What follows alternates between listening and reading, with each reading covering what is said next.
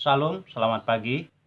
Berjumpa kembali dengan saya dan bersyukur kalau kita diberi kesempatan untuk masih ada di hari ini. Baik, pagi ini sebelum kita memulai seluruh aktivitas kita, saya ingin mengajak kita untuk merenungkan satu ayat kebenaran firman Tuhan yang berkata begini di dalam Yohanes 10 ayat yang ke-10.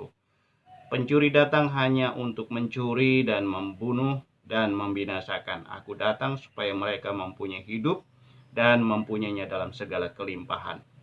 Ya, Tuhan Yesus berbicara kepada murid-muridnya pada waktu itu dalam konteks sebagai seorang gembala yang baik. Dia menekankan gembala yang baik itu datang untuk memberi hidup dan memberinya dalam segala kelimpahan. Ya, tetapi pencuri datang hanya untuk mencuri, membunuh dan membinasakan. Ya. Seringkali ayat ini ditafsirkan, disalah mengertikan oleh para pembicara bahwa orang yang percaya Tuhan Yesus Kristus hidup dalam keberimanannya kepada Tuhan Yesus, mereka pasti mengalami kehidupan yang berkelimpahan di bumi, ya, dan hidup yang kehidupan yang dialami oleh kebanyakan orang. Kalau tidak memiliki hidup yang berkelimpahan seperti yang dialami oleh kebanyakan orang di bumi ini, asosiasinya pasti orang itu tidak diberkati oleh Tuhan. Ya.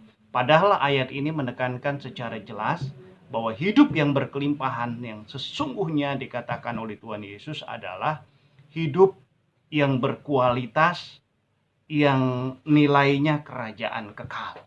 Ya. Karena